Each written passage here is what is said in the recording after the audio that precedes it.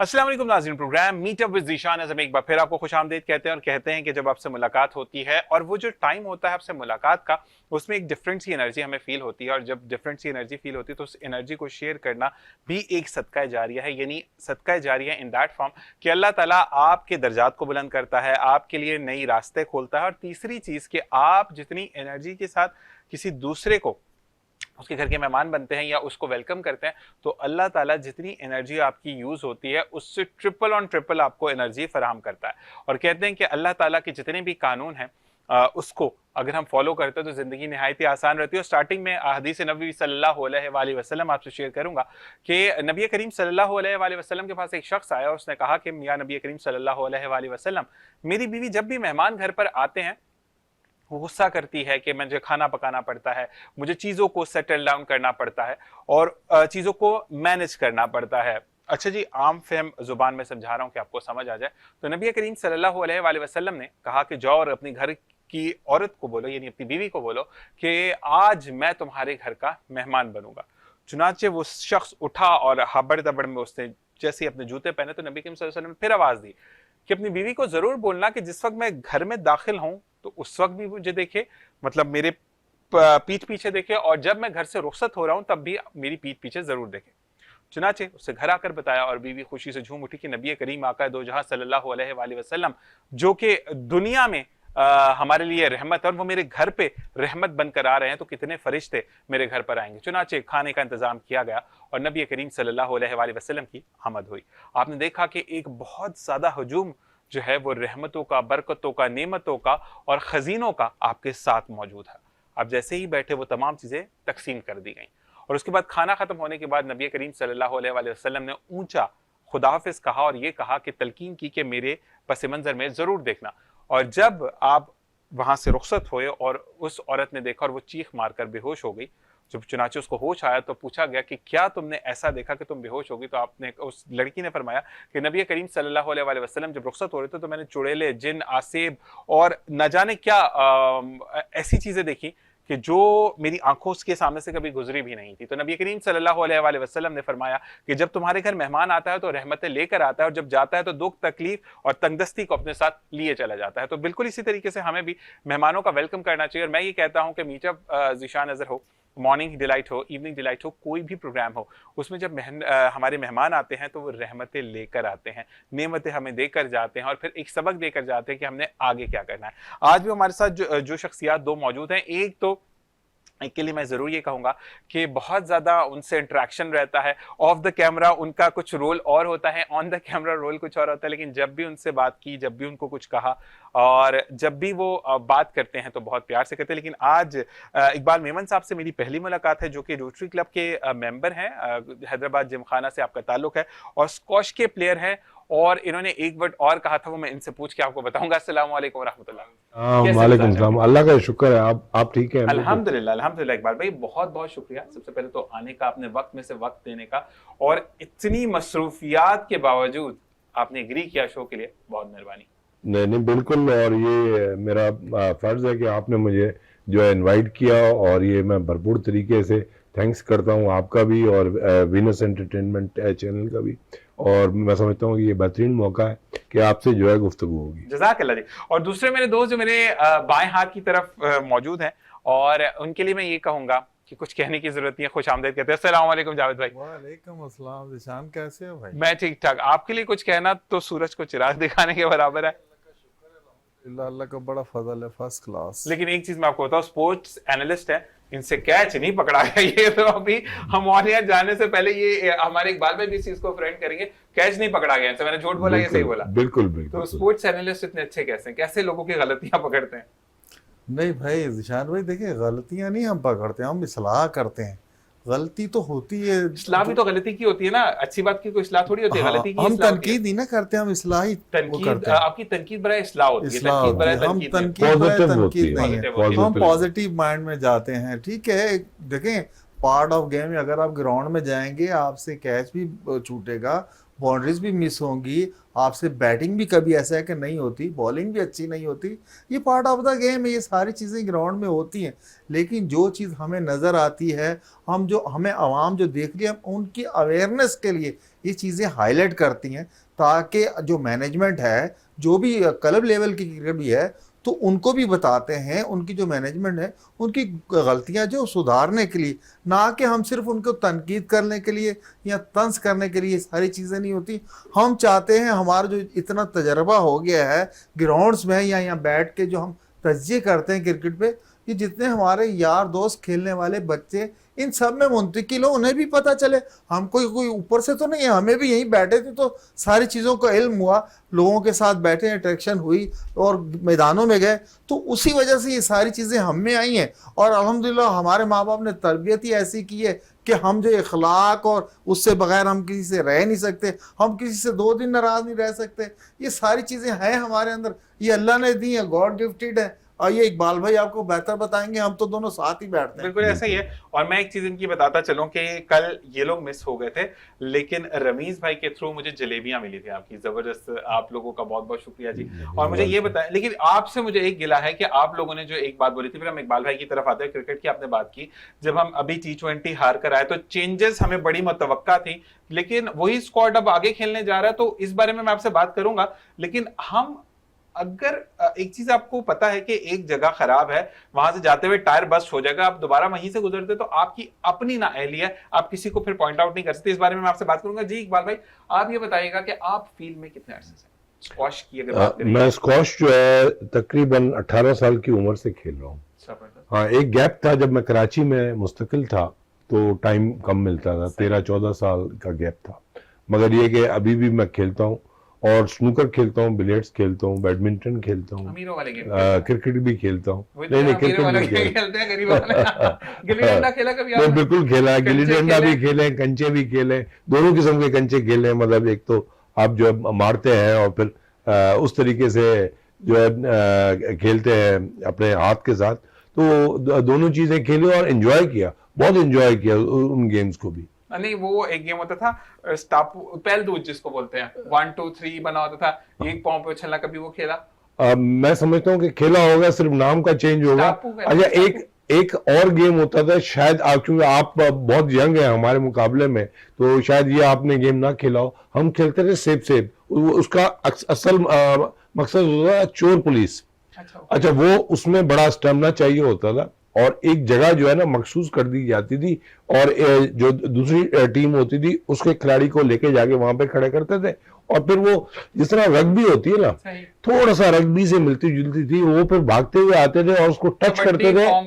हाँ, इस तरह का, एग्जैक्टली। हाँ, ये मतलब जो है आप कबड्डी कह सकते हैं, रग्बी कह सकते हैं, लेकिन ये कि इसमें बॉल नहीं थी, इसमें जो है हाथ से जो है ना आप अपने बंदे को हाथ लगाते थे, जिस तरह उसमें होता है आपके रिले में, रिले वाली गेम जो होती है ना, तो उसमें जब टच करते थे तो वो आजाद हो जाता था जेल से। और उसके बाद तो उसमें भागम भाग होती थी, और रेसेस में बहुत बच्चे खेलते थे, टकराते भी थे, लेकिन परवाह नहीं होती थी। वो एज ऐसी थी कि बिल्कुल रग्बी की तरह चोटें लगती थी, एक दूसरे को पकड़ते थे, तो एनर्जी उस जमाने में बहुत ज्यादा है। अभी आप तो यंग हैं, अभी आपके अंदर वो एनर्जी और फ्यूल तो होगा। नहीं, मैं आपको एक बात बताऊं इकबाल भाई, आपको मैं ये नहीं कहता कि आप बहुत ज्यादा मुझसे बड़े हैं, लेकिन आप मुझसे बहरहाल आप और जावेद भाई बड़े हैं। आपसे जो 15 साल पहले की जो ग़िज़ाएं थी वो भी खालिस थी। आज तो टोटली अंडा जाली आ रहा है, मतलब वो प्लास्टिक के बने हुए अंडे आ रहे हैं। आपको काजू, अस्तगफिरुल्लाह, मैंने देखा उस दिन बैठक करता है बंदा, कहता है मैंने वाकई में काजू खरीदा और 2 नंबर काजू थे। तो ये चीजें हो रही है। तो जो अच्छा, खालिस में बिल्कुल ये चीज नहीं होती है कि आपने असली घी का बने हुई चीजें खानी है। आप रोटी खाएं, ताज़ी खाएं और खालिस खाएं। आप पानी पिए तो खालिस पिए। तो ये चीजें जो आप लोगों ने खाया पिया है, वो हम तो, मैं कहते हैं ना, मैं आपके सामने बुढ़ा हूं, आप दोनों के सामने, आप दोनों जवान हैं। तो ये अच्छा, मुझे ये बताइएगा कि अगर हम तालीम के हवाले से बात करें इकबाल भाई, तो आपकी एजुकेशन के बारे में पूछ सकता हूँ, इजाजत? बिल्कुल। मैंने जो है सेंट बोनावेंचर से स्कूलिंग की, और उसके बाद मैं जो है गवर्नमेंट कॉलेज से मैंने इंटरमीडिएट किया, फिर सिंध यूनिवर्सिटी से मैंने इंग्लिश लिटरेचर में जो है मास्टर्स किया, और जो है उसके बाद फिर मैंने एजुकेशन छोड़ी नहीं, और इस वक्त भी नहीं छोड़ी। एजुकेशन में फिर मैंने डिग्री ली, साइकोलॉजिकल टेस्टिंग एंड एवेल्युएशन, अपना प्रेस्टन से मैंने एमबीए किया और फिर आईबीए से मैंने शॉर्ट कोर्सेज भी किए। तो मुझे शौक अभी तक है, अभी भी अगर मेरे पास टाइम और पैसा हो तो मैं एडमिशन लूं और जाके पढूं। मैंने भी पैसा हो तो मैंने एसीसीए करना, मैंने बड़ा दिल बिल्कुल, करा, बिल्कुल। क्योंकि इंजीनियरिंग के अंदर ना कुछ समझ नहीं आती, क्योंकि मेरा जो इंजीनियरिंग का फील्ड है उसमें हम पेट्रोल के ऊपर तो काम कर लेते हैं, मुझे अकाउंट्स का नहीं पता, तो मेरा बड़ा दिल चाहता है, लेकिन पैसे बचे तो मैंने जरूर एसीसीए एग्जैक्टली, करना। मगर एसीसीए के लिए आपका नैक होना जरूरी है, क्योंकि देखें अगर आपका इंटरेस्ट है और इतना ड्राई सब्जेक्ट में आप आना चाहते हैं तो फिर आपको सोचना पड़ेगा, क्योंकि अकाउंटिंग वैसे तो जो आप आम अकाउंटिंग करते हैं, एक बजट बना लिया और उस पे ऐड, वो एक अलग चीज है, लेकिन वैसे जो अकाउंटिंग है थोड़ी सी ड्राई की तरफ लेकिन है। एक बात मैं आपको बताऊं, अगर आपका इंटरेस्ट है, मैं एक चीज आपको बताऊं इकबाल भाई, अब आपके सामने एक चीज है कि इसको प्लस करना है, माइनस और डिवाइड करना है, आपको तो समझ आती है कि हमने जावेद भाई को देना है। पानी के ऊपर क्या आप कैलकुलेशन करते हैं? हम पानी के ऊपर कैलकुलेशन करने वाले, मतलब मैं पेट्रोलियम इंजीनियर हूँ, बहुत ड्राई सब्जेक्ट है वो भी, और मैं क्रूड में हूँ, मैं डेस्टिलेशन पे नहीं हूँ, बिल्कुल ही फोक जो जमीन में से निकलता है, तो उसके ऊपर, तो मुझे उसके ऊपर इंटरेस्ट आया कि नहीं यार, I have to do ACCA, but the thing is whenever I got the money और मेरे पास कुछ फ्लेक्सिबिलिटी है तो मैंने जरूर करना है। हाँ, मगर ये कि नहीं इंशाल्लाह, और आप अगर कॉमर्स कॉलेज को टच करें, college of commerce and economics है पीसी के सामने, उसमें टच करें, हो सकता है कि वहां पे, क्योंकि गवर्नमेंट के इदारे हैं तो उसमें फीस या तो होगी नहीं या होगी तो बहुत मिली, तो फीस बाहर जाती है ना। नहीं मगर आप देखेंगे कहीं से कोई गवर्नमेंट स्कूल करवा रहा है या नहीं करवा रहा। देखिए मसला ये है कि मुझे अकाउंटेंसी जितने भी पाकिस्तान के अंदर जो भी है ना, जितने भी इंस्टीट्यूट्स हैं, वो सिर्फ आपको इंस्टीट्यूशन दे रहे हैं, बाकी पेपर की फीस, उसकी कंडक्शन जो है वो तमाम यूके से होती है, तो वो तो आपको पाउंड के हिसाब से पे करनी है। बाकी ये है कि एक दो बंदों से मेरी बात हुई थी, तो they wants to teach me, कि उनको बहुत शौक है टीचिंग का, तो मैंने कहा भाई मुझे सबसे ज्यादा,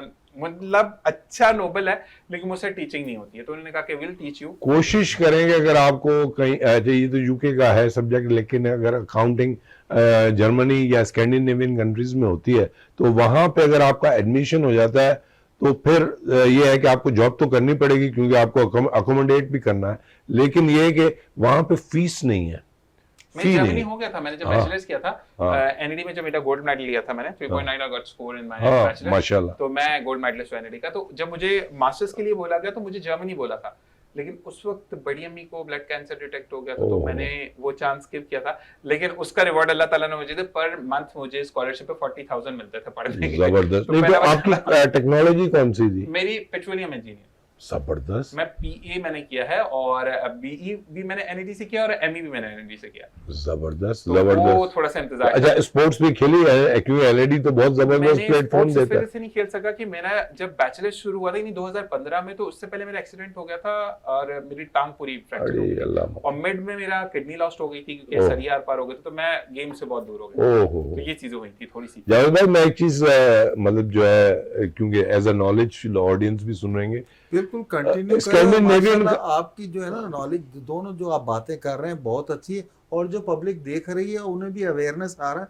आप कंटिन्यू रखें। नहीं, एक चीज मैं क्या कहना चाहूंगा आपको जावेद साहब, पीएचडी और एमफिल जो है ना, वो भी उसमें भी स्कैंडिनेवियन कंट्रीज और जर्मनी जो है ना, वो आपको फ्री ऑफ कॉस्ट वहां पे एडमिशन देता है, क्योंकि वो उनको तो फायदा है ना, कि क्योंकि अगर आप पीएचडी में कोई भी इनोवेशन करते हैं तो उन कंट्रीज को फायदा है, तो वो आपको सपोर्ट करते हैं इस चीज में। तो मैं समझता हूँ कि अपने ऑडियंस के लिए बहुत सारे ऐसे मुल्क हैं जो बिल्कुल मुफ्त तालीम दे रहे हैं और बेहतरीन तालीम दे रहे हैं, सिर्फ अकोमोडेशन जो है वो आपको करनी पड़ेगी। नॉर्वे वो भी फ्री दे रहा है, नॉर्वे के अंदर फ्री है, और ये तीनों ये चारों कंट्रीज नॉर्वे के अंदर फ्री है, और स्पेन ने भी अब ऐलान फिनलैंड है, स्वीडन है, डेनमार्क है, किया है कि पाकिस्तानी बच्चे जितने भी आएंगे, क्योंकि इटसेल्फ आपकी जो पीएचडी है, या आप जो फर्दर पढ़ने के लिए जो लोग कहते हैं मैं पीएचडी करने गया, और वो तो ये बेसिकली रिसर्च बेस्ड काम होता है। आप उनके आगे एक नौकर होते हैं, वो आपको एक टास्क देते हैं जिसके ऊपर आपने रिसर्च करनी है, तो उसकी आपको पेमेंट्स भी मिलती है। अच्छा, ये अगर कोई कहता है, मैंने 2-3 एक बार भी बंदों से ना, मतलब पहले की भी माँ बाप आपके अगर वालिदैन पढ़े लिखे हैं तो वो बात एक प्लस पॉइंट आता है, लेकिन बिल्कुल। मेजॉरिटी के माँ बाप पढ़े लिखे नहीं होते, बिल्कुल। फिर उनको फजूल में एक टैकल ऑन करना कि नहीं यार मैं तो वहाँ बहुत मेहनत करता हूँ, उसके बाद मैं जॉब भी करता हूँ क्योंकि मैं पीएचडी, तो भाई पीएचडी तो इटसेल्फ एक जॉब है। बिल्कुल। तो वहां पर थोड़ा सा बिल्कुल। बच्चों का ये मैं कहता हूँ कि अपने माँ बाप से झूठ ना बोले, हाँ बिल्कुल नहीं बोले, ये चीज तो है वो गंदी हो जाती है। बिल्कुल। अच्छा मुझे ये बताएं कि आपने इसी कभी शौक नहीं हुआ इसी नहीं, मेरे लिए जो है ना ये थोड़ा बोरिंग था, क्योंकि मैं आपको जीशान ये बताऊं कि मेरे फादर जो थे ना जी जी। वो पीडियाट्रिशियन थे, अच्छा, बच्चों के ओके, डॉक्टर थे। बिल्कुल peds के। तो सिंध के सबसे पहले पीडियाट्रिशियन थे। उस जमाने में पीडियाट्रिक्स होती नहीं थी, Right, मेडिसिन के right, साथ बिल्कुल, मर्ज थी, ठीक है। तो उन्होंने वो इंस्ट्रूमेंटल थे, तो मेरे ऊपर बड़ा एक प्रेशर था, एक बेंचमार्क था कि भाई जो है ना मुझे डॉक्टर बनना है या इंजीनियर बनना है, लेकिन मुझे इंटरेस्ट बिल्कुल नहीं था। मुझे फाइन आर्ट्स से इंटरेस्ट था, फाइन आर्ट्स मुझे लेने नहीं दी गई। तो फिर मैंने क्या किया कि मैंने एम इंग्लिश किया और इंटरनेशनल रिलेशन और पॉलिटिकल साइंस मेरे सब्जेक्ट थे, ओके ओके ठीक है ना। और मेरा इंटरेस्ट अभी भी है कि अगर मेरे पास पैसा और टाइम हो तो मैं इंडस वैली में जो है ना वो कोर्स करूं जाके 1 साल का इंटीरियर डिजाइनिंग में। मुझे बहुत शौक है इस चीज का। नहीं, अगर इंटीरियर डिजाइनिंग के आपके, क्योंकि आपकी जो द मूवमेंट ऑफ योर आई है ना, हाँ। तो कलर्स के ऊपर जो करी है, तो you will rock the way कि अगर आप Exactly. करते हैं तो Exactly. करना चाहिए, इंशाल्लाह। क्योंकि मेरी तो इंशाल्लाह। ड्राइंग इतनी गंदी है कि मैं कुछ भी नहीं कर सकता। हम जावेद भाई की तरफ आते हैं। जावेद भाई, अब आपसे जो मैंने सवाल किया था जाते जाते मुझे उसका आंसर चाहिए। यार क्या आंसर दूं, आपने मेरे टीम के बारे में सवाल किया था कि यही टीम थी जो वर्ल्ड नहीं, मतलब हमने जब वर्ल्ड कप हार कर आए थे T20, आपने हाँ, सुना होगा, हाँ। तो हमने बड़ी चेंजेस मुतवक्का थी। जब ये वहां से फ्लाई भी नहीं किया था इस टीम ने, तो ये कहा गया था कि ये चेंज होगा, ये चेंज होगा, ये नहीं होगा, ऐसा नहीं होगा, everything going to be very change, और वही स्क्वाड अब वापस खेलने जा रहा है। जिशान भाई, उसके दूसरे दिन जब पाकिस्तान टीम हारी थी तो हमारा वीनस पे जो स्पोर्ट्स प्रोग्राम होता है शहजादा मोइन के साथ, शहजादा मोइन के साथ, वहाँ उन्होंने यही सवाल मुझसे किया था। तो मैंने उसे ये जवाब दिया था कि यार ये सिर्फ थोड़ा सा जज्बाती बयान है, और जब ये टीम इतने बड़े इवेंट में हारती है तो हमेशा से ये होता है कि ये हो जाएगा, वो हो जाए, होना हमारा कुछ नहीं होता। वही प्लेयर्स होते हैं, उन्होंने ही खेलना होता है। सिर्फ थोड़ा सा मैनेजमेंट में या कप्तान, इनमें से थोड़ा सा मैनेजमेंट में एक दो बंदों को हिला देते हैं या कप्तान को उठा के इधर से उधर कर देते हैं, बकाया वही प्लेयर होते हैं, उन्होंने ही खेलना होता है। कुछ भी नहीं होता। देख लेना, आप जब कह रहे थे कि टीम को बहुत बड़ी सर्जरी की ज़रूरत है, सर्जरी तो लफ्ज़ जब ईजाद हुआ था कि पेशेंट बिल्कुल आखिरी स्टेज पे, इसके बाद कोई हल ही नहीं है तो सर्जरी करनी है। वेंटिलेटर पे डालने के बाद आप कहते हैं हाँ, अब आपने वेंट पे डाल दिया, वेंटिलेटर पे डाल दिया, अब आप उसकी क्या सर्जरी करेंगे? आप तो सही इंजेक्शन है। लगा लगा के सिर्फ वेंटिलेटर से जो है ना, सिर्फ आप दुनिया को दिखा रहे हैं कि भाई पेशेंट में अभी सांस चल रही है, जबकि वो मशीन से चल रहा है, वेंट से चल रहा है। तो ये सारी चीज़ें हैं, वही टीम है, वही लड़के खेलेंगे, कोई कहीं नहीं जा रहा। ये थोड़ा सा हो गया, जैसे वहाब रियाज का कह दिया जी, सिलेक्शन कमेटी से वहाब को निकाल दिया, अब्दुल रज़ाक को निकाल दिया, उनको निकालने का कोई फ़ायदा नहीं है। आपने फिर उसके बाद जो है मालदीव में, पता है मेरा मालदीव में ही वो जो रिहेबिलिटेशन जा रहे थे उसमें आपने वहाब रियाज को भेज दिया, वहीं आपने क्या आपने किया? घूम फिर के कुछ भी नहीं होना, ये सारी उसी जगह पे। अब वकार यूनुस आ गया, वकार यूनुस का भी बड़ा ये था जी, ये कर देंगे वो कर दे, कुछ नहीं। आपको आज तक यही नहीं पता टीम किसने अनाउंस कर दी, किसने ये टीम बनाई। टीम अनाउंस हो गई बांग्लादेश सीरीज के खिलाफ। इकबाल भाई, हमें तो अभी तक पता नहीं चला कि किन्होंने बैठ के ये अनाउंस की ये टीम। बिल्कुल बिल्कुल, वही जो पूल में लड़के थे वही अनाउंस हो गए। भाई मैं अच्छा जो है ना जावेद भाई की बात को जो है ना इंडोर्स भी करता हूँ और इसमें कुछ चीजें ऐड करता हूँ कि मसला पता है क्या है, ये जावेद भाई भी एग्री करेंगे और आप भी करेंगे कि मसला होता है कि अंग्रेजी में एक कहावत है कि everything trickles down from the top. अब वो आबशार देख रहे हैं, ऊपर से पानी गिर रहा है ना। मसला ये है कि जब तक आप एक मजबूत आदमी को नहीं बिठाएंगे ना ऊपर, तो वो डिसीजन स्ट्रांग नहीं करेगा, बोल्ड डिसीजंस नहीं करेगा। अब अगर आप जावेद साहब को बिठा दें, ठीक है, या कोई जो क्रिकेट का एक्सपर्ट है, ऑनेस्टली एक बात बताओ, मेरे कान में जब रमीज भाई को बिठा देना, ये टीम को सीधा कर देगा कि ये भी जानते हैं क्योंकि वो मतलब हमारे यहाँ पे फेवरिज्म बहुत है। अगर मुझे खेलना नहीं भी आता लेकिन मैं जावेद भाई की तवज्जो से आपसे मिला हूं, तो आपने यार जिशान को भी ले लो। हमारे यहाँ पर ये है, जैसे कि मैं अगर बात करूं, इफ आई एम रॉन्ग, तो आप दोनों यहाँ पर बैठे हैं मुझे करेक्ट करने के लिए। पीएसएल जो हम खेलते हैं उसका कोई फायदा मुझे तो नहीं लगता, क्योंकि टीम बाहर से आती है। आप अपने ही बच्चों को लेकर मुल्तान में से अंडर 19 अंडर 22 के बच्चों को लेकर गेम खिलाए, और अगर वो जीतते हैं तो वो हमारी जीत है। अब जो मंजे हुए प्लेयर आप उनको खरीदते हैं वो तो जीत के ही जाएंगे ना भाई। नहीं, इसमें दिशान भाई आपकी बात बिल्कुल सही है, लेकिन ये कि उसमें होता क्या है कि जब बाहर से आपके फ्रेंचाइज में खिलाड़ी आते हैं तो वो जो है ना, जो वहां पे एक इंटरनेशनल कैपेबिलिटी जो है ना वो होती है, तो उसके खिलाफ जब आपके लोकल बच्चे खेलते हैं ना तो उनकी इंप्रूवमेंट आती है। तो इस वजह से आईपीएल हो गया या पीएसएल हो गया या बांग्लादेश का हो गया या साउथ अफ्रीका, उससे जो है लोकल प्लेयर्स को भी फायदा है। तो वो जब आप एक दूसरे के खिलाफ खेलते हैं तो उसका फायदा होता है। अच्छा, अब मसला पता है क्या है? मसला ये है कि देखें, मैं आपको बताऊं, इंडियन टीम ने इस वक्त वर्ल्ड कप जीता। 3-4 खिलाड़ी आपस में उनकी नहीं बनती थी, और वो अपने आईपीएल के अंदर आपने देखा कि बॉम्बे का कप्तान जो है वो उन्होंने उनको बनाया पांड्या को, ठीक है। पांड्या और रोहित की अंदरूनी नहीं बनती, कोहली की अंदरूनी तरीके से नहीं बनती, लेकिन उनकी मैनेजमेंट इतनी स्ट्रांग है, दे मेक श्योर कि मैदान में उन्होंने डिसिप्लिन पैदा करना है और डिसिप्लिन तरीके से रखना है, और जो उनको रोल दिया गया है उसके साथ जब खेलना है। हमारे पास क्या है, देखें, पावर पॉलिटिक्स जो होती है प्लेयर्स की वो दुनिया भर में होती है। जावेद साहब को पता है, भले वो ऑस्ट्रेलिया हो, अब आप देख लें ऑस्ट्रेलिया में उन्होंने एक खिलाड़ी को जो है कप्तान बनाया है, किसके ऊपर? पैट कमिंस के ऊपर, और हालांकि हार भी गए। हम तो ये कह सकते हैं कि पैट कमिंस होता तो शायद बेहतर होता, हालांकि वो 2 फॉर्मेट का कप्तान है। उसके ऊपर उन्होंने एक जूनियर को कप्तान बना दिया, ठीक है, उनका मकसद होगा कि वो बेहतर है, लेकिन वर्ल्ड कप तो वो हार गए। तो देखें, पॉलिटिक्स हर जगह होती है, और ये आप खिलाड़ी जो होते हैं ना, ये हीरोज होते हैं, इनके पीछे बहुत बड़ी लॉबीज होती हैं, क्योंकि once you become a hero there are lot of followers. तो प्रॉब्लम होता है, लेकिन ये कि हमारे पास वो स्ट्रॉन्ग डिसिप्लिन नहीं है, वो हमारे पास स्ट्रॉन्ग लीडरशिप नहीं है एडमिनिस्ट्रेशन में, और वो मैनेजमेंट नहीं है कि उनको एक यकजा एज ए टीम जो है खिलाएं। प्रॉब्लम्स देखिए, मैं जो आपके साथ जो है, हो सकता है बहुत सारी चीजों पे एग्री ना करूं, जावेद साहब मेरे साथ एग्री ना करें, लेकिन जब हम एज ए टीम खेलते हैं तो हमारा काम है, हमारा रोल है, और हमें डिसिप्लिन पैदा करना होगा। तो ये चीज जो है ना, डिसिप्लिन जब तक ये पैदा नहीं करेंगे, अब वही वाली बात, आपकी वाली बात कि जब उन्होंने कहा कि सर्जरी होनी चाहिए तो होनी चाहिए ना। तो अब मसला ये है कि वहाब रियाज और अब्दुल रज़ाक को स्केप गोट बनाया गया है, वो तो उनको लाए तो वही थे। तो प्रॉब्लम यहां पे आ रही है।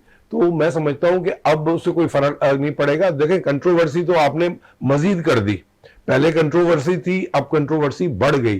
क्यों? क्योंकि आपने वकार यूनुस को लिया है, और वो एक कंट्रोवर्सल जो है वो कोच रहे हैं, तो इसमें ये प्रॉब्लम्स हैं। ठीक है, बिल्कुल ऐसे ही है। मुझे अच्छा एक चीज और बताइएगा कि मैंने जहां पढ़ा था आईपीएल के लिए, इंडियन प्रीमियर लीग के लिए, तो उनसे रेशो पूछा गया था, तो उन्होंने कहा था कि हमने जो है वो 45% जब हम आईपीएल खिलाते हैं तो उसके अंदर हम फ्रेश प्लेयर्स को डालते हैं ताकि उनकी भी एक प्रैक्टिस हो जाए, ठीक है। लेकिन हमारे यहाँ पर तो मैंने ऐसा कुछ नहीं देखा पीएसएल में, ऐसा है? हमारे यहाँ निशान भाई देखिए, पीएसएल जो आप कह रहे हैं उसका फ़ायदा देखिए, उसका फ़ायदा सबसे ज़्यादा सिर्फ जो हम, जैसे अभी इकबाल भाई भी बात कर रहे थे, हमारे जो यंग प्लेयर्स हैं ना, वो एक एक दो दो भी अगर टीम से, किसी भी टीम से, किसी भी फ्रेंचाइज से मुंसलिक हो जाते हैं, तो हमें सिर्फ ये लगता है कि उनको भी रोटी रोज़गार की फ़िक्र से वो चीज़ें आज़ाद कर देती हैं। जब से हमने पाकिस्तान से डिपार्टमेंटल टीमें ख़त्म कर दी हैं, वो चाहे क्रिकेट की हों, फुटबॉल की हों, जब से हमारी प्लेयर्स जो थे ना वो बिल्कुल बेरोज़गारों की तरफ से, सिर्फ एक ये फ़ायदा तो हमें बहुत ज़्यादा नज़र आ रहा है कि प्लेयर्स को कम अज़ कम पैसे मिलना शुरू हो गए।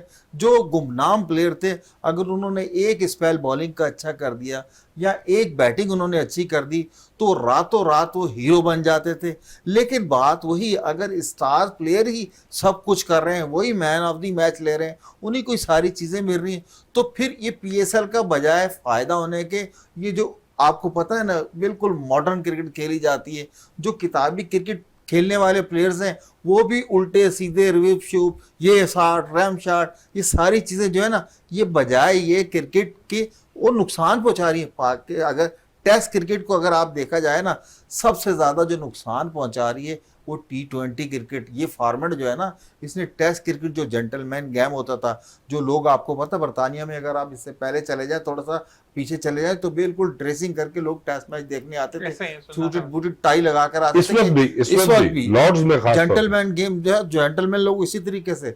लेकिन जब से ये PSL हो गया, IPL हो गया, श्रीलंकन प्रीमियर लीग, अब तो हर मुल्क में लीग्स है ना, अब पैसा जो है ना, पैसा क्रिकेट के साथ मुंसलिक हो गया पैसा।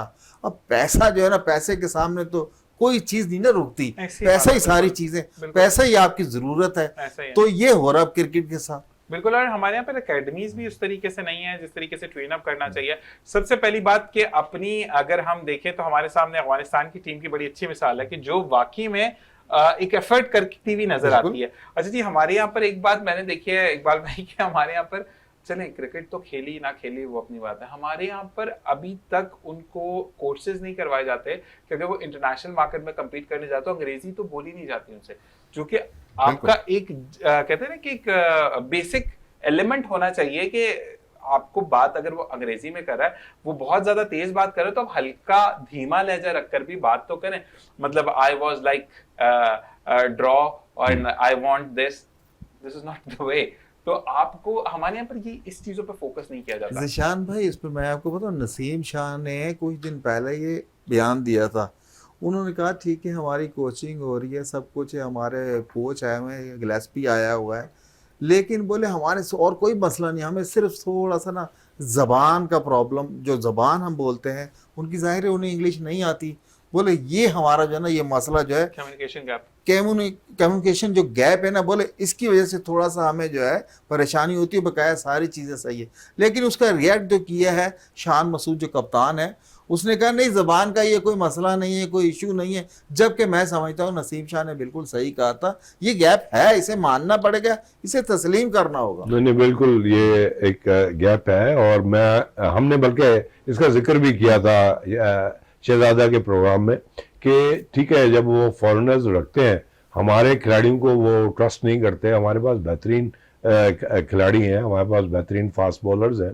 ठीक है, अगर वकार यूनुस कंट्रोवर्शियल था तो दूसरे फास्ट बॉलर्स हैं, आकिब जावेद है, और इवन मैं तो समझता हूं कि अब जहाँ बहुत टाइम हो गया, वसीम अकरम को भी माफ करके और उसको भी मौका दिया जाए। तो इकबाल भाई, सॉरी मैं आपकी बात कर रहा हूँ, वसीम अकरम को ऑफर हुई थी, वसीम अकरम ने मना कर दिया था, क्योंकि उसकी वजह ये थी, देखें जावेद भाई, आपको भी अगर आपको इतना बुरी तरीके से लताड़ा जाए तो आपकी जो है ना सेल्फ एस्टीम हर्ट होती है। फिर आप भी बोलेंगे कि नहीं भाई, मुझे इंडिया वाले रिस्पेक्ट दे रहे हैं, दुनिया वाले रिस्पेक्ट दे रहे हैं, और इस वक्त तो वो जो है स्काई टीवी पे जो है कमेंट्री कर रहे हैं, तो उनको जरूरत ही नहीं है इधर पे आने की। और उनको जाहिर बात है, एक कुछ भी है, ठीक है, गलतियां देखें, गलतियां जो होती हैं वो एडमिनिस्ट्रेशन की वजह से होती हैं। मेरे नजदीक मोहम्मद आमिर ने भी जो किया, मोहम्मद आसिफ ने भी जो किया, जो अपना यासिर सलमान बट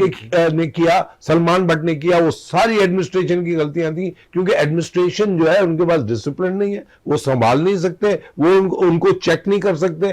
तो ये प्रॉब्लम्स होती हैं, प्रॉब्लम्स आप, और फिर आप क्या करते हैं, स्केप गोट बना लेते हैं। आपको समझ ही नहीं आती कि एक वो खिलाड़ी जो नंबर 1 है इस वक्त दुनिया में, वो एक अरशद नदीम है।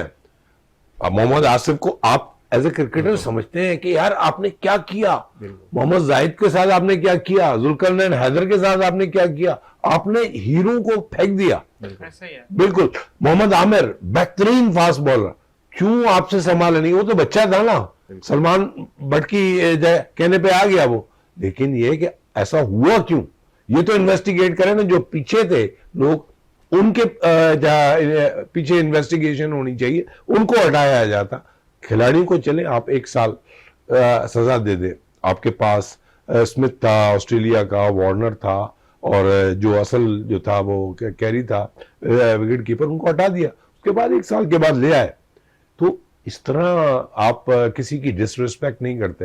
लेकिन सर हम तो देखें ना, जब हमारे प्लेयर्स का पीक टाइम होता है, हाँ, हम फिर भी उनके पीछे नहीं खड़े होते, हम उल्टा जो है ना, हमारे ये रवाज बन गया है।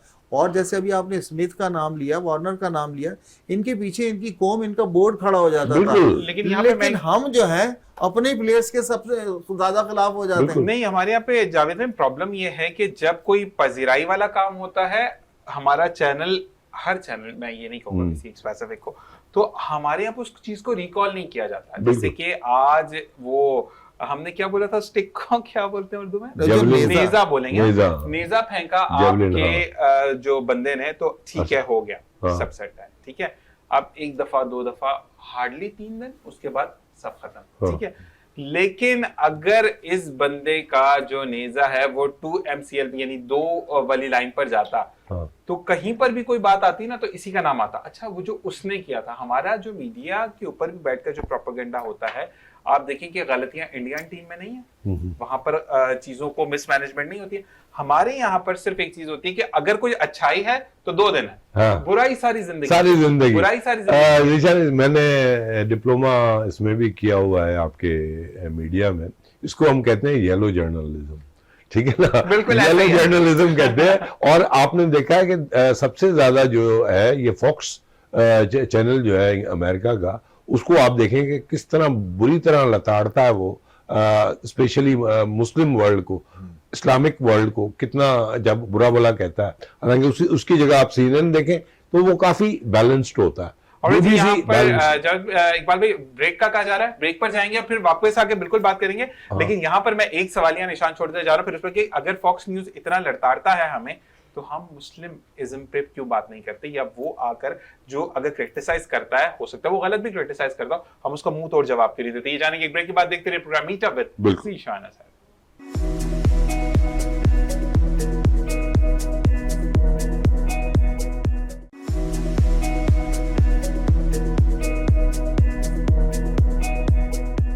और जनाब वेलकम बैक। और जैसे हमने ब्रेक पर जाते हुए कहा कि हम कुछ सवालात करेंगे, लेकिन मैं उससे पहले एक बात आपको बताता चलूं कि कभी भी तनकीद होती है तो उस तनकीद को एक तो आप इस्लाह के तौर पर जरूर लें, लेकिन अगर तनकीद में कुछ वर्ड्स ऐसे हैं जो कि खिलाफ गुफ्तगू हैं या खिलाफ आदाब गुफ्तगू हैं, तो आपको उस पर बोलना आपका हक है। इकबाल भाई मुझे बताइएगा कि मैं गलत हूं या सही? नहीं, बिल्कुल सही है। और देखें, मैं आपको आपने फॉक्स न्यूज की बात की थी, तो अल जजीरा जो है वो कोशिश करता है कि उनको जवाब दे, और इवन एक ईरानियन चैनल है वो भी जो है कोशिश करता है कि इनको जवाब दे। लेकिन ये कि देखें, अब एक प्रोपोगेंडा वॉर आपको पता है मीडिया में होती है, जो वर्ल्ड वॉर में भी हुई थी, वर्ल्ड वॉर 1 में भी, वर्ल्ड वॉर 2 में भी, कि जो मीडिया था उस जमाने में, जो भी था, अखबारें थी, जो भी था, उसमें एक प्रोपोगेंडा होता था। जैसे 65 की वॉर में हमने कहा कि हमने जीता है, और इंडिया ने कहा कि हमने जीता है, हमने इतने टैंक उनके तबाह कर दिए, हमने कहा कि इतने, फिर कौन जीता हमें नहीं पता, लेकिन ये कि हम मानते हैं कि 65 की वॉर हम जीते थे और 71 की वॉर वो जीते थे। तो ये प्रोपोगेंडा देखें, वॉर होती है, फॉक्स जो चैनल है वो सबसे ज्यादा करता है। अच्छा, कुछ होते हैं सोफिस्टिकेटेड चैनल्स होते हैं, जिस तरह CNN है, या आप देखें कि वो अपना BBC है। हालांकि BBC थोड़ा सा कभी ना कभी येलो जर्नलिज्म पे आ जाता है, लेकिन CNN को हमने देखा है कि बड़ी कंट्रोल्ड जो है ना न्यूज़ देते हैं। तो ये चीज़ें हैं हमारे यहाँ, मतलब न्यूज़पेपर की बात कर रहा हूँ मैं, उसकी इलेक्ट्रॉनिक मीडिया की नहीं बात कर रहा, कि अखबारों में हमने देखा कि डॉन बड़ी बैलेंस खबरें देता था, और जो दूसरे होते थे अखबार, वो थोड़ा सा मतलब है कि रेड लाइन भी क्रॉस कर जाती है। मैं अगर नाम लूं, विद सॉरी, मैं किसी को एक लेबल आउट नहीं कर रहा, विद सॉरी, लेकिन थोड़ा सा फ्लेवर आता है। लोग जंग अखबार पढ़ना बड़ा मजे से समझते थे, लेकिन अब तो खैर अखबार का भी हाल बुरा हो गया। हाँ। अच्छा, इस बात तो एक बार जंग अखबार को फिर कौमी अखबार और उम्मत ने जो है ना वो ओवरटेक किया। अच्छा, ओके, ठीक है। अच्छा इकबाल भाई, आपकी बात से मैं फ्रेंड करूंगा, चले फॉक्स न्यूज काफी लोगों ने नहीं देखा होगा, लेकिन अगर आप इंडियन टेलीविजन देख लें, पाकिस्तान से एक आता हुआ तापमान के, पता नहीं अपमान क्या बोलते हो, आपको दिखाया जाएगा कि अब पाकिस्तान एक ये है। भाई अभिनंदन को भी हमने चाय पिला के वापस भेजा था। अच्छा, वहां पर जब अभिनंदन का जहाज गिरा तो मुझे बड़ी फनी इनकी लगी कि मैं भी उस वक्त एक रिपोर्टिंग पर था, तो पाकिस्तान की हमने ईंट से ईंट बजा दी, और जैसे ही अभिनंदन का जहाज गिरा, अभिनंदन कोट खा रहा था वहां पे। तो मसला ये वाली बात थी कि हमने वहां पर, अच्छा जब कहते हैं ना कि आपका फिगर आउट किया गया, ये तखमिया लगाया गया होगा, ये उर्दू में बोलेंगे जगह का तखमिया लगाया, तो हमारे वहां पर सिर्फ 24 दरख्त जले थे जो उन्होंने किया था और एक कौवा मरा था, तो जिसको हमने बड़ी बड़ी हाईलाइट किया था कि आप, उन्होंने कहा कि आधी बस्ती गिरा दी करे। तो आप इंडियन टेलीविजन को ही देख ले, सड़ी हुई न्यूज देते हैं वो लोग। मैं किसी की एंटी बात नहीं करता, लेकिन आपको कुछ अच्छा, उनके भी खरीदे हुए 3-4 हैं, जैसे कि आपने लास्ट प्रोग्राम में बोला था कि इनका भी अच्छा, इनके कहने के बाद मैंने बड़ा गौर से देखा उस चीज को कि वो जो उनकी फीमेल एंकर है वो उनका, आपने कहा मोदी गवर्नमेंट का ना गोदी मीडिया बिल्कुल, और वो वाकई में फील हो रहा था कि पाकिस्तान से आने वाला ये जहाज को पता नहीं वो लोग क्या बोलते हैं, मतलब उनका जो एक रेगुलर वर्ड है, तो वो आया, एक तैयारा आया या इस तरह करके, लेकिन भाई आपका जहाज जिना टर्मिनल पर लैंड हुआ क्योंकि उसके अंदर मेडिकल इमरजेंसी थी आज से 3 दिन पहले, और उसके बाद इमरजेंसी को क्लियर करने के बाद, खाना दिलवाने के बाद, खाना खिलाकर हमारी गवर्नमेंट ने आपके जहाज को रवाना किया। आपको शुगर गुजार होने के साथ साथ आप फजूल बातें फैला रहे हैं। तो ये तो आपकी नाअहली हुई ना, आपको पूरी स्टडी के साथ जाना चाहिए कि हम क्या करें। इस बात पे मैं अपने मीडिया के लिए ये बोलूंगा, टोटल मीडिया, मैं ये नहीं कह रहा कि मैं वीनस टीवी की बात करूं, ऑल ओवर पाकिस्तान मीडिया, कि उनके लिए क्लैप होनी चाहिए कि वो कभी भी फजूल खबर इस तरीके से नहीं, बिल्कुल बिल्कुल। और देखें, इतनी ज्यादा एग्जेजरेशन नहीं होती जिस तरह वो करते हैं। और अभी आप आज का अगर डॉन पढ़ लें तो जो रेपिस्ट के खिलाफ बड़ा शोर हुआ है और हर बड़े शहर में लेडीज निकली है, और जिसमें जो है वो अपना राहुल गांधी ने भी काफी कुछ कहा है, और बल्कि वो जो एक्ट्रेस है उसकी बॉलीवुड की पूजा बाग, तमाम नहीं कहा। हाँ बिल्कुल। तो उसमें मोदी हालांकि इतना बोलता है, लेकिन उसने जो है बड़े जो है कंट्रोल के साथ बात की है, और उसमें इंग्लिश में उसने लिखा है कि वफल, मतलब है कि वो अपने जुबान से लफ्ज नहीं निकाल रहा था अपने साथियों के खिलाफ, क्योंकि वो पॉलिटिकल लीडर्स जिन्होंने ये रेप किया है वो उन लोगों को सपोर्ट करते हैं जिन्होंने ये अंदर घुस के, अच्छा उन्होंने उसमें क्रिटिसिज्म यह है कि भाई वो कालीन पे सो रही थी। अच्छा, यही कंडीशन हमारे पाकिस्तान में भी होती है। बेचारी लड़कियां जो हाउस जॉब करती हैं, 36 घंटे उसने जॉब की है, उसके बाद आगे लेट गई, तो उसके साथ उन्होंने रेप भी किया, उसको मार भी दिया, कत्ल भी कर दिया। तो देखें, ये एग्जेजरेशन जो है ना, ये हर आदमी का अपना एक ज़र्फ भी होता है, प्लस उनको हायर किया जाता है जीशान, उनका रोल जो है ना वो यही होता है। ठीक है, अगर शाहिद आफरीदी अगर विकेट छोड़ के खेलता है तो वो एक पॉजिटिविटी है क्रिकेट के अंदर, लेकिन अगर कोई न्यूज कास्टर विकेट छोड़ के बोलता है एग्जेजरेशन, तो वो रोल प्ले जो उसको मालिक देता है उसके ऊपर जाहिर बात है उसकी तनख्वाह तो उसी पे बनती है कि भाई आपने झूठ बोलना है, आपने एग्जेजरेट करना है। तो येलो जर्नलिज्म, इसलिए अब देखें क्या है कि वो भी थर्ड वर्ल्ड कंट्री है, रोजगार का फुकदान वहां पे भी है। दूसरी बात यह है कि कंट्रोल, हाँ इंडिया में भी, हाँ। मतलब इंडिया के ऊपर अगर हम रेशियो पाकिस्तान का निकालें, हाँ, तो पाकिस्तान पे अगर हम देते तो 0.73% जो है वो लोग वो हैं जो कि ढेर से चुन के खाते हैं, और इंडिया का 1/3 हिस्सा जो है, यानी क्वार्टर जो है वो आपको ढेर से खाता हुआ। बिल्कुल।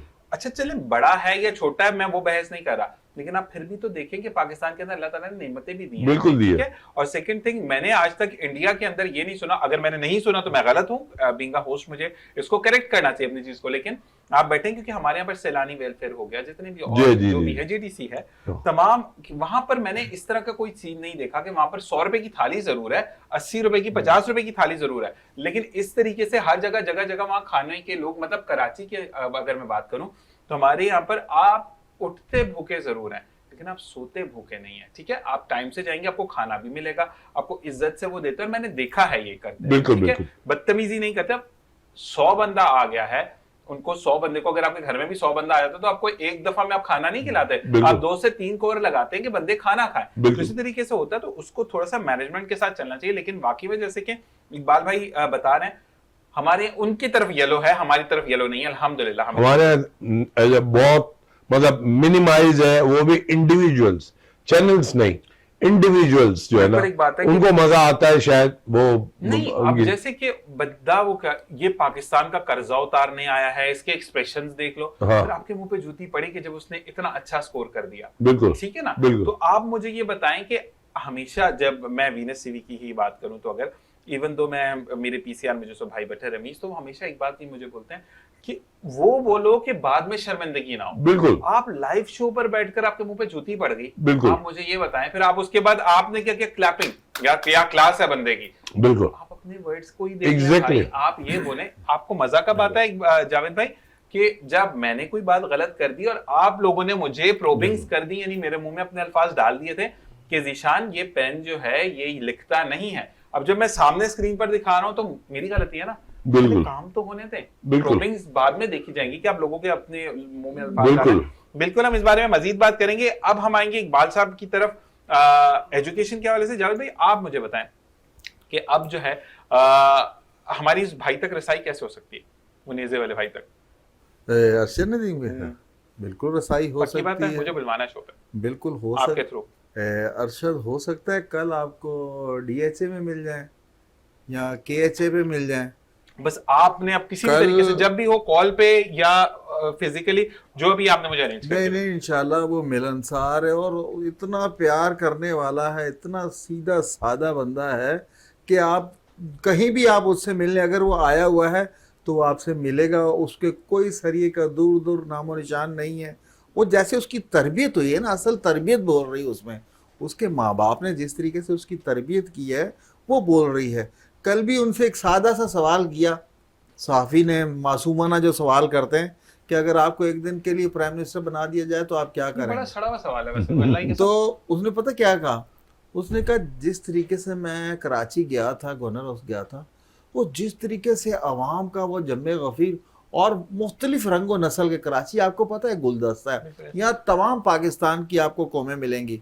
तो उनका कि अगर मुझे एक दिन की वजारत मिल जाए तो मैं ये चाहूँगा कि जिस तरीके से लोग उस दिन एक हो रहे थे, मैं पूरे मुल्क को चाहूँगा कि वो आपस में मोहब्बतें बांटे और एक हो जाए। गुड गुड कितना जबरदस्त बयान। गुड। अच्छा चलें, आपसे ये सड़ा हुआ सवाल मैं भी करता हूँ, इसका फिर देखते हैं कौन मजे का आंसर देता है। जवाब भाई सबसे पहले आपका सवाल है, अगर आपको एक दिन के लिए वजीर आजम बनाया जाए आप क्या करेंगे? यार एक दिन में तो कुछ भी नहीं होना, यहाँ तो इतने मसले मसाइल है ना मेरे से सुनते सुनते तो जाओगे। मुझे कुछ भी नहीं होना, ही मैं हलफ उठाते उठाते ही जो है ना एक दिन निकल या जाएगा। मैं ये बोलूंगा, अच्छा इसका आंसर चले मैं आपको अगर बनाया जाए तो अगर एक दिन के लिए बनाया जाए और अगर पॉसिबल हो, जो अनिल कपूर ने एक दिन की वजारत में किया था, करेगा? तो वो फिर मैं करूंगा। अच्छा बताओ। अगर एक दिन की वजारत में जो अनिल कपूर ने किया था पिक्चर में, अगर वो जो पॉसिबल हो, जो वो सिर्फ पिक्चर में ही पॉसिबल हो सकता है, वैसे नहीं हो सकता, ठीक रियल है? में नहीं हो सकता तो इकबाल भाई। वो आप कर सकते हैं, क्योंकि आपको आपकी यही ख्वाहिश है कि ये मुल्क जो है ना वो साफ हो जाए और हर आदमी के लिए आसानी हो जाए। आपको रोड पे जो है ना इस तरह लोग नजर ना आए कि जो खामखा में भीखे मांग रहे हैं, उनके पीछे माफिया हो। तो सर बम ही बच सकता है और तो कुछ नहीं हो सकता कि लोग अगर नजर ना। अच्छा लेकिन आंसर अगर ये सही देखिए, अगर सही हो सकता है ना, आप जिसका जो हक बनता है ना आप उसको ये देना शुरू कर दें, और आप ये जितने ठेके दे रहे रोड बनाने के, सड़कें बनाने के, उनको सिर्फ देखें, और उनके जो वर्क आर्डर होता है उसमें लिखा होता है कि 15 दिन का काम है, अब वो 15 दिन में ही होना चाहिए। यहाँ 1 साल का काम वो 6-6 साल हो गया, नहीं हो गया। एक बात मैं तो बोलूंगा, इन चीजों पे जो है ना टाइम पे पाबंदी होनी चाहिए। ये चीजें चंद एक चीजें करने की जरूरत है, ये मुल्क जो है खुद ब खुद सीधी राह पे चला जाएगा। असल आप जिसका हक है उसको हक दें, और जो काम यहाँ हो रहा है उस पर चेक एंड बैलेंस रखें, ईमानदार अफसरान पीछे बैठाएं। और माशाल्लाह हमारे पाइपलाइन में बहुत ज्यादा लोग हैं कि पाकिस्तान को दिनों में खड़ा कर सकते हैं। असल नीयतों में फतूर है, जब तक ये अब नहीं खत्म करेंगे तो तब तक तो ऐसे ही चलता रहेगा। जब मसला पता है क्या है, यहाँ पर प्रॉब्लम ये आती है, जैसे आपने कहा कि 2 बातें मैं भी करूंगा, ठीक है जी। एक बात तो ये कि हमारे यहाँ फिगर आउट नहीं करते। अगर आपको बोला ना कि 15 महीने का है तो 15 होगा, वो 15 साल में हो, 1500 महीनों में हो, वो जो भी है प्लान नहीं होगा, सही प्लान नहीं होगा, प्लान नहीं होता। सेकंड थिंग यहाँ पर ये है कि अब अगर हम जावेद भाई की बात करें या इकबाल भाई की बात करें, आप बहुत सीनियर एक हम जिसको कहते हैं ना कि आप मेरे साथ बैठे हैं कि जो स्पोर्ट्स के बारे में हमें बताते हैं, ठीक है। लेकिन अगर एक सवाल आपका और आपको अगर हम लेते हैं एजुकेशन साइड या आपको स्पोर्ट्स साइड पे लेते हैं, अब आप लोगों से मैं एक बात बोलता हूं कि सर ये मेरा सेट जो है वो पीछे से खराब हो गया, इस पर प्लस्तर करें, तो आप इसके अहल नहीं है। आप मुझे गाइड कर सकते हैं कि जिशान ये वाला प्लस्तर करवा लेना ये, लेकिन आप खुद प्लस्तर नहीं कर सकते। हमारे यहाँ पर क्या है फेवरेटिज्म है कि आप पहले तो बंदा गलत सेलेक्ट करते हैं, सेलेक्ट करने के बाद उसको काम देते हैं, उसको समझते समझते वो फिर जब तक मेन बंदे तक पहुंचते तब तक 2 साल तो गुजर चुके होते हैं।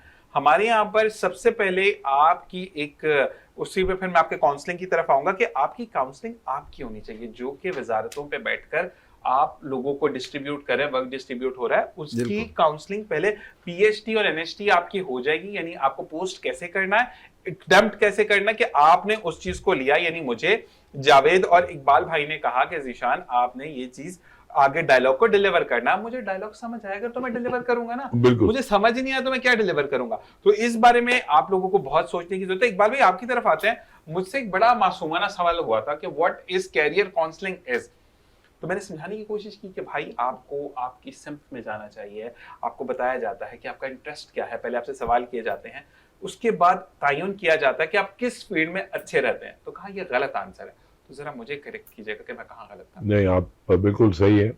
आपको जो है ना वो जहाँ बच्चे का एप्टीट्यूड देखना पड़ता है कि उसका एप्टीट्यूड क्या है। अच्छा, दूसरी बात यह है कि उसमें एक एडवांटेज जो हमारी उसमें सिस्टम में है, करिकुलम में, वो थोड़ा सा कम है, और हमारा जो उसका ए लेवल का और ओ लेवल का कैम्ब्रिज सिस्टम है उसमें ज्यादा है, क्योंकि उसमें बच्चे जो है बहुत सारे सब्जेक्ट ले सकते हैं और फिर अपने आप को जो है देख सकते हैं, असेस कर सकते हैं कि मैं किस में अच्छा हूं। तो हाँ, उसमें यह है कि बर्डन उनके ऊपर ज्यादा पड़ जाता है। तो हमारे पास मसला यह है कि हमारी एक तो पॉलिसीज जो निशान है ना वो बनती है टॉप डाउन। टॉप डाउन आपने इंजीनियरिंग की हुई है माशाल्लाह, और ये चीज आपने पढ़ी होगी कि जो पॉलिसीज दुनिया में बनती है वो जो है ना बॉटम अप बनती है। आप सब स्टेक होल्डर्स को जो है ना वो इन्वॉल्व करते हो। अब जिस तरह हम अगर विनस टीवी की बात करते हैं तो विनस टीवी की अगर पॉलिसी बनेगी तो यहाँ का जो बिल्कुल कोई भी स्टाफ होगा ना, आपको सबको उनसे इन्वॉल्व करना पड़ेगा। इवन आपको पता है रिशान, जब आप मिशन स्टेटमेंट बनाते हैं तो आप हर शख्स जो भी होता है उससे जो है आप लिखवाते हैं, फिर आप जो कॉमन फैक्टर्स होते हैं उनको इन्वॉल्व करते हैं। तो पॉलिसी भी जो है ना वो इसी तरह बनती है, और सिर्फ ये नहीं कि उन्होंने जो कह दिया उस पर रिसर्च होती है कि भाई क्या किया जाए और किस तरह। अब आप देखें इस वक्त दुनिया में सबसे ज्यादा एजुकेशनल पॉलिसी जो है वो फिनलैंड की और जापान की मानी जा रही है, क्योंकि वहां पे बच्चों को जो है ना वो जिस तरीके से, अच्छा अब जापान में ये है कि जापान में इस तरह का तरीका जिस तरह हमारे मदरसों में है कि बच्चों से काम कराया जाता है ताकि वो उनका जो है ना वो दिमाग में जो एक वो हो जाता है ना एटीट्यूड, वो खत्म हो जाए, उनका एरोगेंस खत्म कर दिया जाता है, ताकि जो वो गुरूर जो है ना कि तालीम लेने के बाद वो अपने आप को बहुत बड़ी चीज समझते हैं वो खत्म हो जाता है। तो वही, अच्छा फिनलैंड जो है वो थोड़ा दूसरे तरीके से है कि वो जो है खेल खेल में बच्चों को पढ़ाते हैं और ज्यादा लोड नहीं करते। तो आपने जो जवाब दिया था वो बिल्कुल सही था कि करियर जो है वो बच्चे की अपनी नेचर और इंटरेस्ट, जिस तरह मैं थोड़ी देर पहले आपको कह रहा था कि आपने एसीसी की बात की, तो मैंने कहा था कि जीशान आपको अगर उस चीज में इंटरेस्ट है, क्योंकि वो काफी ड्राई सब्जेक्ट है, तो आपने मुझे जो है कोई केमिकल उसका इंजीनियरिंग का कोई जिक्र किया था, तो आपने कहा था कि मैंने ये चीज की हुई है, तो फिर ठीक है वो बात समझ में आती है। बच्चे को आप उस फील्ड में डालें जिसमें उसका इंटरेस्ट हो। मैंने आपको कहा था कि मेरी फैमिली में साइंस सब्जेक्ट में बहुत ज्यादा जो है जोर था, लेकिन मेरा इंटरेस्ट, और मुझे कोई रिग्रेट नहीं है, मेरा इंटरेस्ट जो था वो आर्ट्स में था, ह्यूमैनिटीज में था और फाइन आर्ट्स में था। तो आपको अल्लाह ताला ने हर बच्चे की एक फैकल्टी बनाई है जिसमें उसका इंटरेस्ट है, उसमें वो जो है ना ज्यादा सक्सेसफुल रहेगा। और आप देखें कि बहुत सारे सीएसएस ऑफिसर्स जो है वो सिंपल बीए करके और सीएसएस ऑफिसर बने हुए हैं, वो जाके चीफ सेक्रेटरी भी बन जाते हैं और 22 ग्रेड भी इनको मिल जाता है। तो क्या है कि ये तो अल्लाह ताला ने आपको एक डिफरेंट कैपेबिलिटीज दी हुई है। तो जिस तरह हम क्रिकेट का जिक्र करते हैं, कोई फास्ट बॉलर है, कोई स्पिनर है, कोई अच्छा बैट्समैन है, तो इसी तरह इंसानों में भी मुख्तलिफ हुनर होते हैं, और वो जो है करियर काउंसलिंग में यही करना पड़ेगा जहां पे उसका इंटरेस्ट हो। इंटरेस्ट नहीं है तो फिर वो पैशनेट नहीं हो सकता, वो जो है फिर रुकेगा और उसकी जो है डिविएट होगा, और वो जो है फिर कामयाब इतना नहीं हो सकेगा जितना होना चाहिए। लेकिन यहाँ पर एक बात से पता है क्या मसला, एक तो जो बच्चों को मैंने ऑब्जर्व किया, एक दिन में कैरियर काउंसलिंग होती नहीं है। बिल्कुल at least it takes 20 to 25 days या मंथ आप बच्चे के अंदर वो चीज को खोजने में लग जाते हैं। बिल्कुल। हमारे यहाँ पर एक दिन बंदे के आगे बैठाते हुए कहते हैं कैरियर काउंसलिंग होगी, ऐसा सीन होता नहीं है। एक चीज। सेकेंड थिंग, अब आपके पास एक बच्चा हमने भेजा, इकबाल भाई इसकी कैरियर काउंसलिंग करें, हम जावेद भाई की मिसाल लेते हैं, ठीक है। अब जावेद भाई को आपने इंटरेस्ट डेवलप किया कि इनका कॉमर्स साइड का इंटरेस्ट बहुत ज्यादा है, तो आपने जब इनसे बात करनी शुरू की, तो क्योंकि अगर इनका इंटरेस्ट अच्छा होगा कॉमर्स में, आपने कॉमर्स की बात की, तो ये आपकी तरफ माइल होंगे, ऐसा है? बिल्कुल है। हमारे यहाँ पर क्या होता है, अब जावेद भाई ने घर आकर बोला कि माँ मुझे जो है वो, अम्मी या माँ मुझे जो है वो कॉमर्स साइड पे जाना है। अच्छा, खाला का बेटा इंजीनियर बन रहा है, फुफ्फो का बेटा इंजीनियर बन रहा है, वो कितने चौड़े होकर गुजरेंगे, मैं क्या बताऊंगी मेरे बेटे ने कॉमर्स। भाई आपका बच्चा इंजीनियरिंग में चला जाएगा, वो पढ़ नहीं सकेगा, ठीक है। अब वो बेचारा क्या अपना जो उसका मयार था वो वहीं के लोआ इंजीनियरिंग में चला गया, फिर तो ना वो घर का रहा ना वो बाहर का रहा। अब वो उसको समझ नहीं आएगी कि उसका हमारे यहाँ पर माँ बाप की सबसे ज्यादा एक जो कहते हैं ना कि काउंसलिंग जरूरी है कि भाई फुप्पो का बेटा, खाला का बेटा, ताया का बेटा वो क्या कर रहा है वो साइड पे रखें, वो अपने घर में कमा के लाएगा।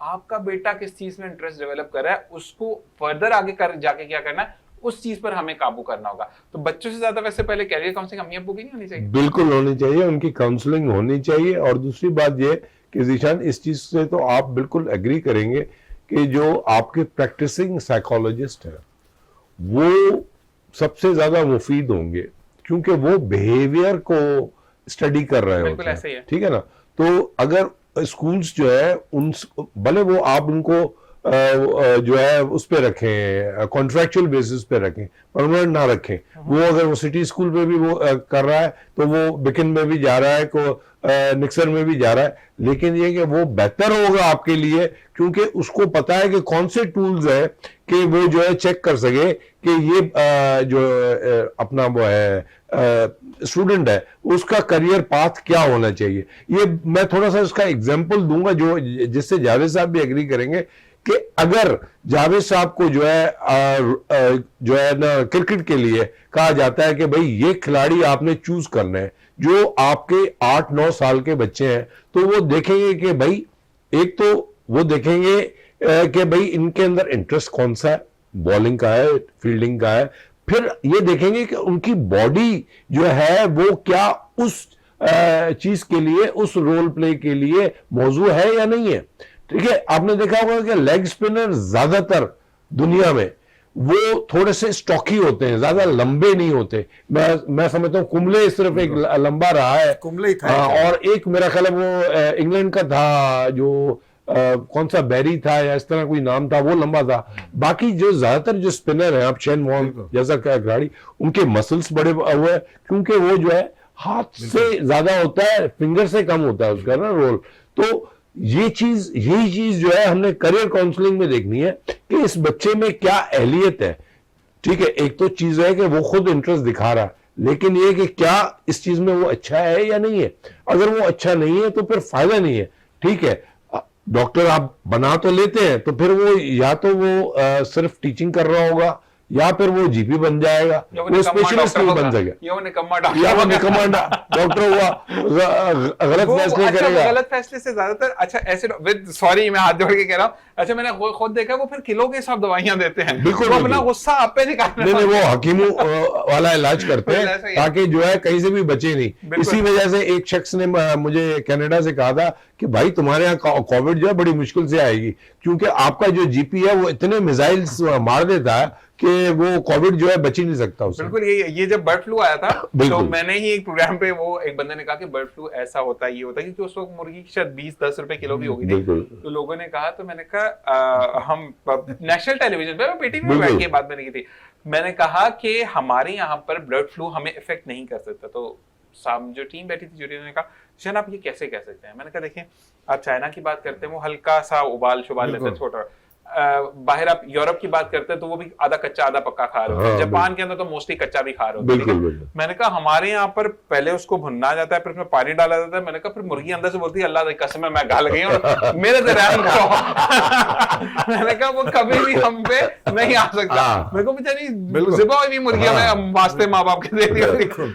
मुर्गी को छोड़े हम तो गाय को इतना गला देते हैं, जब खा रहे होते हैं मुर्गी खा रहे हैं इतनी गल जाती है। अच्छा वो वाली वाली बात है, कभी कभार तो आप घर में देखें ना प्रेशर कुकर को शिक शिक शिक शिक वो चपेड़ मारने वाला, तो बस करो मैं फट जाऊंगा, मन करो हम फिर भी बंद नहीं करते। उनकी सीटी खश करते अजीबोगरीब हो जाती है यही चीज। अच्छा चलें अब आते हैं कैरियर काउंसलिंग की तरफ, डायरेक्ट किचन की तरफ।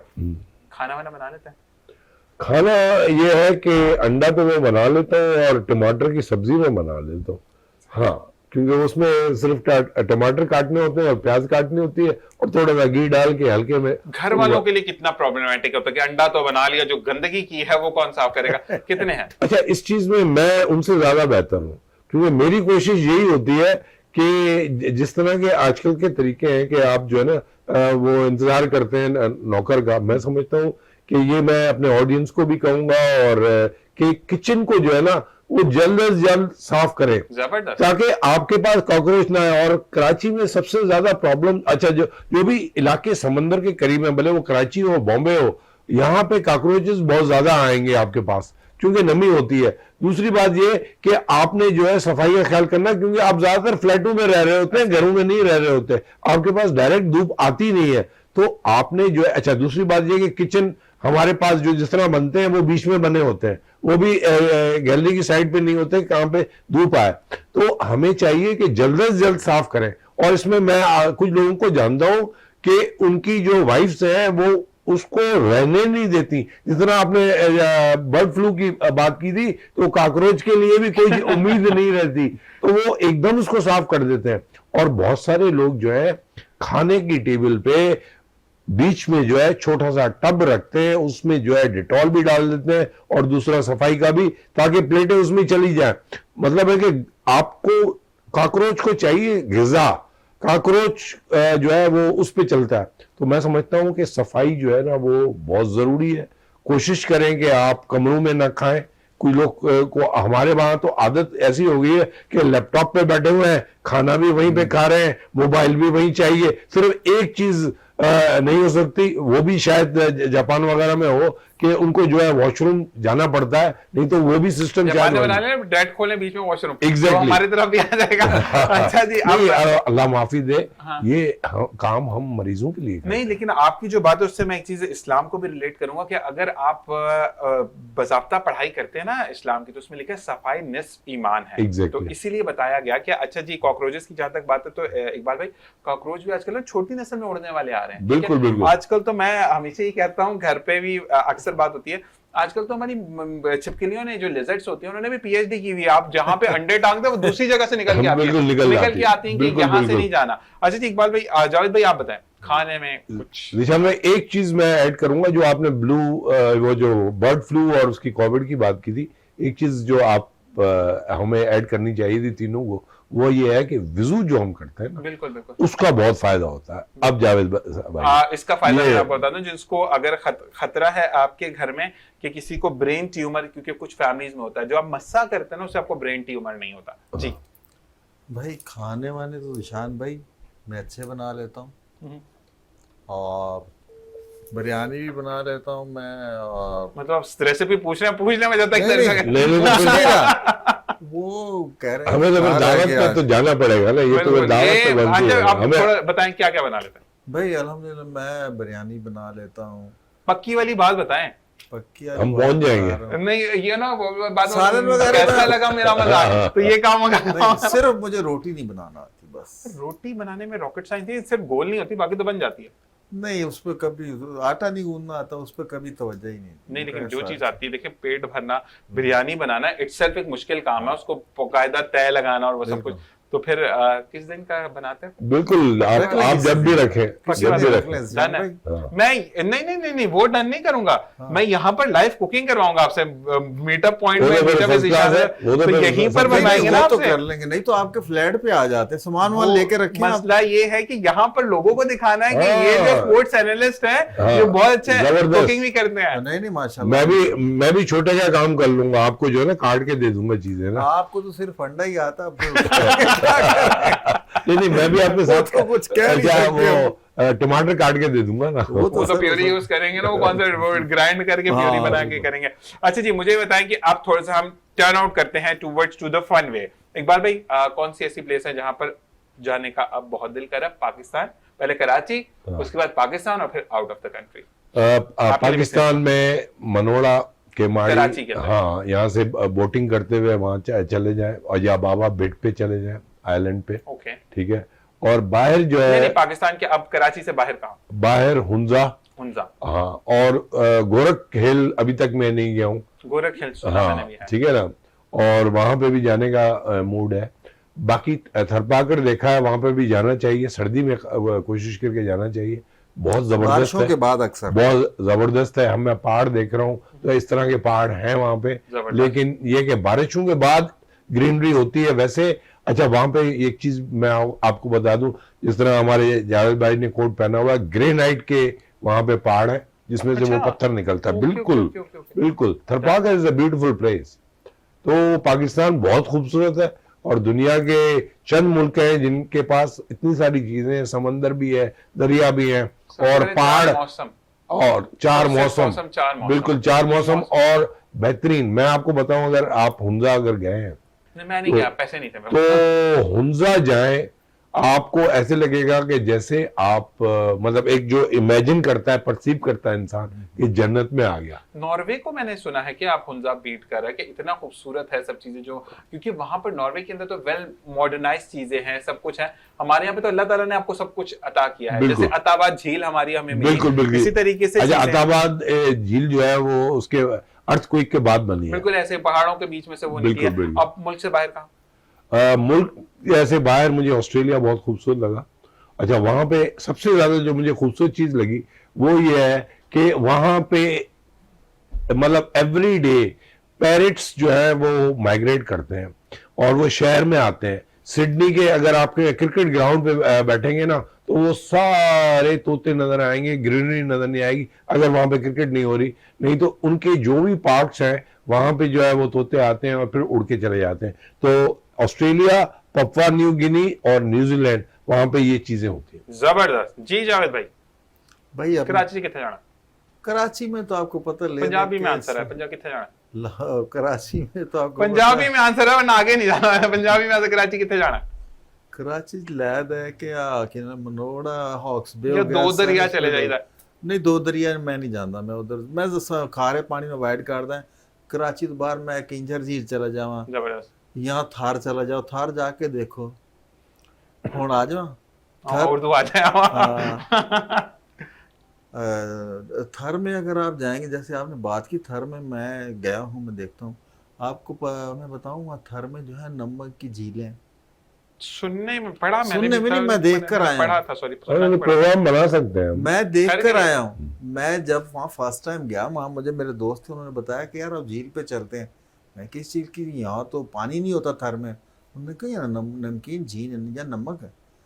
आप यकीन माने, मैंने जाके अपने हाथ से निकाला है नमक, और इधर नमक अल्लाह की शान है, यहाँ से नमक निकलता जा रहा है, वो आगे चलते जा रहे हैं, दूसरे दिन आएंगे तो वहाँ दोबारा नमक बनता आ रहा है, यानी कि लामहदूद बनता ही रहता है।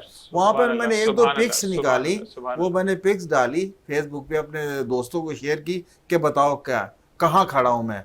किसी एक ने भी नहीं बताया, वो बर्फानी और बर्फों का, और के बता रहे थे मरी में खड़े हुए अब आप हैं मुझे टैग करेगा, मैं आपको या बताऊंगा। वहां जा रहे हैं। तो पता, मैंने कहा नहीं भाई, मैं ये थर में हूँ, जबरदस्त। और ये नमक क्या है, ये बर्फ नहीं है। हाँ। ऐसे ढेर लगे, अल्लाह ने माशाल्लाह। इतना हसीन बनाया है ना थर को। बिल्कुल। जैसे अभी आप कह रहे थे चारों मौसम, हमारे पास रेगिस्तान भी लामहदूद है। माशाल्लाह। ये डेजर्ट रैली जो बाहर होती है, अगर हमारे यहाँ अगर ये हो तो ये बहुत पॉपुलर हो जाए, जबरदस्त। लेकिन मसला क्या, हमारे यहाँ वो दिमाग नहीं है। हम जो है ना मुखलिस नहीं, अपने नहीं, दिमाग है, इस्तेमाल नहीं होता। इस्तेमाल दिमाग होने नहीं है, देते। इस्तेमाल नहीं सर, होता। मुखलिस लोगों को आप आगे आने ही नहीं देते। आने नहीं देंगे। आप देखिए चारों मौसम है ना, इस पे मैं आपको अगर इस ये चीज- चारों मौसम जो है इनसे अपना फायदा उठाना शुरू कर दें, आप तो दिनों के अंदर सिर्फ 60 से लेकर 70 की दहाई में पाकिस्तान ऊपर जा रहा था, उसके बाद तो कोई हाल ही नहीं है। उसके बाद जिधर देखे रिवर्स लगा हुआ है, जिधर देखे ऐसे ही है। रिवर्स लगा हुआ है। ज़राअत का शोबा देख ले, हम दुनिया में नंबर 1 थे, अभी भी तीसरे चौथे नंबर पे, लेकिन हम उसको तवज्जो ही नहीं देना चाह रहे ऐसे ही हैं। है। ये सियाहत को जो थोड़ी से इससे पहले जो गवर्नमेंट आई थी,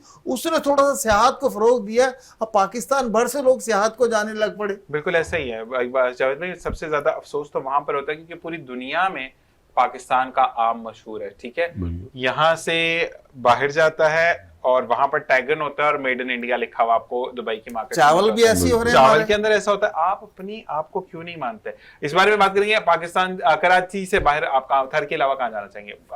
नॉर्दर्न एरिया, नॉर्दर्न एरिया में यही कश्मीर। कश्मीर जो है ना, कश्मीर का इलाका है, हजारा का इलाका, ये भी बहुत खूबसूरत इलाका है। ये नारायण का गान तो देखे ना, इनको ये तो नाम मिल गया, इनको एक टैग मिल गया है। अब लोगों के जहन नारायण का गान। आप हजारा में जाए, हवेलियां की तरफ चले जाएं, वहां भी आपको खूबसूरत नज़ारे मिलेंगे। अगर वहां आप जाते हैं, आपके मुंह से सिर्फ सिवाय सुभान अल्लाह के अलावा कुछ निकलता नहीं। इतना खूबसूरत मुल्क है हमारा। आप अपनी छोटी सी जगह, अगर मैं मिसाल दूं, जहां मैं गया हूँ दामने को, इस्लामाबाद के अंदर, आप जब ऊपर पहाड़ों पे चढ़ते चले जाते हैं, अच्छा वहां पर जो बंदर हैं उनकी जो हरकतें होती हैं, देख लें। वो अगर आपको कोई बंदा, मतलब हम एक फ्रेंड्स की गए थे, आप यूनिवर्सिटी की तरफ से हम गए थे। अच्छा, एक बंदे ने ना, ठंड लग रही थी उसको, वो उसने टोपी ऐसी पहनी थी कि वो बंदर के जैसे बाल होते हैं ना, वो सीटियां बजा के, तालियां बजा के हमारी बरादरी का आ गया देखो। तो वो सारे वक्त तेनू पहचान लिया जो मैं बच्चों के साथ गया था, तो वहाँ जो गाइड था मेरे साथ, उन्होंने मुझसे खाली पूछा कि यार कुछ खाने की चीज़ है। मैंने कहा खाने की इतनी, एक नान पड़ा हुआ, सुबह नाश्ता किया था उधरी, तो उसने नान ना 1-2 टुकड़े, वहां तो ऐसा लगता है बंदरों की बारात आ गई। ऐसे ही है, ऐसे ही है। इतने बंदर इकबाल भाई।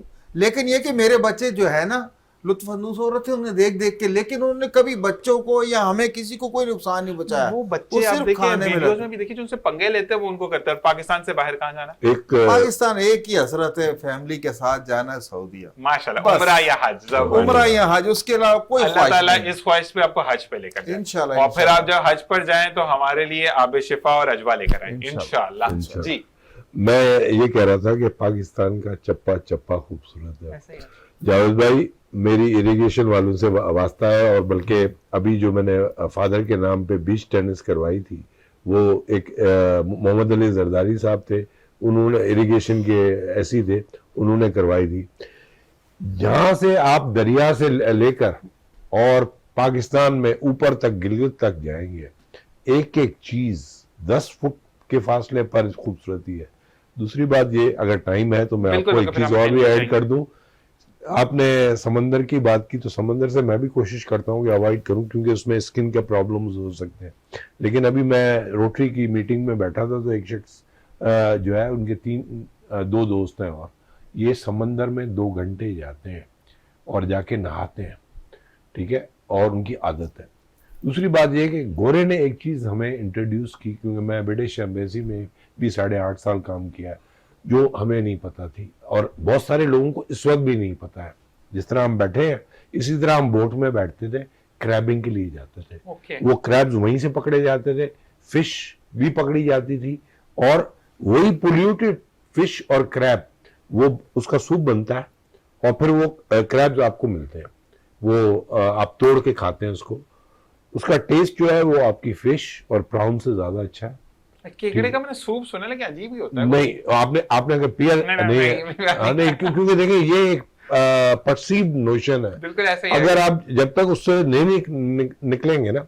अच्छा, आपको एक चीज मैं आपको बता दूं, बुखारी साहब, सऊदीया में हर चीज खाई जाती है जो समंदर में होती है। सही। ये हमारे बड़े सगीर में प्रॉब्लम है कि ये नहीं खाना, ये खाना है, ये नहीं खाना, छिलके वाली मछली खानी है, वो नहीं खानी। ऐसी बात नहीं है, वहां पे हर चीज खाई जाती है सऊदीया में, ठीक है, समंदर की कोई चीज नहीं छोड़ी जाती। तो और इसमें वो अपना स्क्विड भी खाते हैं। सही।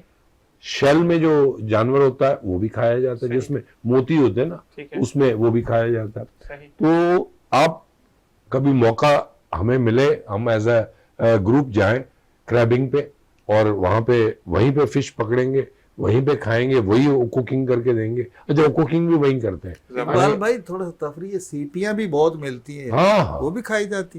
नहीं, सीपियों के अंदर जो जानवर होता है, उसकी माला बना के कर लाई। सीपियों की जो जानवर होता है अंदर, वो खाया जाता है। वो सर कैसे निकालते हो? वो उसको क्लैंप मैसेज देते हैं, उसको क्लैंप कहते हैं, जो बंद हो जाता है, उसको वो बॉयल पानी में डाल देते हैं। अच्छा। वो वही मर जाता है। उसके बाद जो है वो आप निकाल के फोक लगाएंगे और खा लें। कच्चा पक्का वही काम खराब। आपके हसन स्क्वायर पे एक वोवो स्नैक्स होता था और एक सिंगापुरियन जहाँ स्नैक्स होता था, ये दोनों प्रोवाइड करते थे और हम वहां पे जाते थे। वो बहुत मशहूर होता था हसन स्क्वायर पे। चलें जी, यहाँ पर अब प्रोग्राम का वक्त खत्म हो जाता है और मुझे कान में कहा गया बाकी में आज बड़ा डिफरेंट वे में हमने प्रोग्राम किया, क्योंकि हम इसको ये कह सकते हैं इम्तिजाज था कि स्पोर्ट्स भी था हमारे साथ, एजुकेशन भी थी और हमने फन भी रखा। हम अब इकबाल भाई से पूछेंगे कि इकबाल भाई आप जाते जाते लोगों को क्या मैसेज देना चाहेंगे, और सेकंड आई होप कि आपने शो एंजॉय किया हो। बहुत जबरदस्त था और एंजॉय किया आपके साथ, जावेद साहब के साथ। और एक चीज मैं कहूंगा कि आज के प्रोग्राम में जो हमने जीशान भाई ने बात छेड़ी थी करियर काउंसलिंग की, बच्चों को जो है उनकी बात मानी जाए, उनको उनके अंदर जो टैलेंट है, इनर टैलेंट है, जो अल्लाह ताला ने उनके अंदर कैपेबिलिटी दी है, प्लीज उसको पहचानने की कोशिश करें, जोर जबरदस्ती ना करें। और जबरदस्त प्रोग्राम था जीशान, हमने करियर काउंसलिंग पे हम मजीद प्रोग्राम कर सकते हैं, ठीक है। जरूर। लेकिन ये कि इस वक्त मैं यही कहूंगा, और स्पोर्ट्स में उनको डालें, ज्यादा से ज्यादा हेल्दी लाइफस्टाइल उनका होना चाहिए, ठीक है। बाकी ये कि इंशाल्लाह दूसरे प्रोग्राम में आपको मुफीद जो है बातें बताएंगे। जावेद साहब की बात। बिल्कुल इकबाल भाई, आपसे एक रिक्वेस्ट करके मैं जावेद भाई की तरफ आता हूं कि हम इंशाल्लाह इस चीज को परस्यू करते हैं कि हम एक 1 बाय 1 सेशन लेकर चलें। Exactly. यानी हम अगर कॉमर्स की बात करें तो उस दिन हम टोटली कॉमर्स की बात करें, हम उस दिन इंजीनियरिंग को बीच में ना लाएं। अगर हम आर्ट्स की बात करें तो हम आर्ट्स की ही बात करें, उसको बताएं कि बच्चों के लिए क्या बेहतर हो सकता है। तो इस पे हम बिल्कुल करना चाहिए, क्योंकि अब हमारा वो दौर निकल गया कि हमने पहली डेट या पहला लव कब हुआ था, खत्म। बिल्कुल, अब हमें बच्चों को आगे देना है। जी जावेद भाई, आप जल्दी जल्दी क्या मैसेज देंगे? मेरा मैसेज यही है कि आज मुझे ये महसूस ही नहीं हुआ कि मैं प्रोग्राम में बैठा हूँ। मुझे इतना अच्छा लग रहा था। इकबाल भाई और ज़ीशान भाई ने जो बड़ी सैर हासिल गुफ्तगू की, बहुत सी चीज़ों पे उसमें काउंसलिंग हो गई और 3-4 चीज़ें बहुत अच्छी लग रही थी।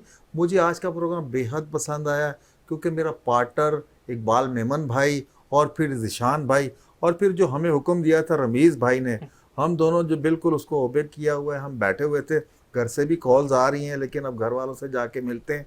बहुत जबरदस्त प्रोग्राम था जी। तो बहुत बहुत शुक्रिया।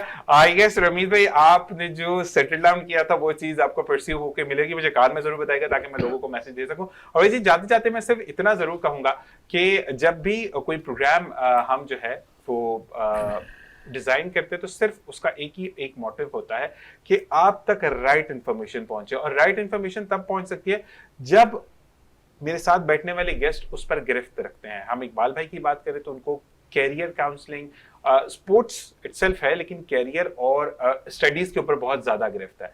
तो हमने माशाल्लाह वो स्क्वॉश के प्लेयर है, हमने वो बात नहीं की, क्योंकि जो लोग जानते हैं हमें वो चीज पर बात करनी थी कि हम लोगों का आगे का मुस्तकबिल किस तरह संवार सकते हैं।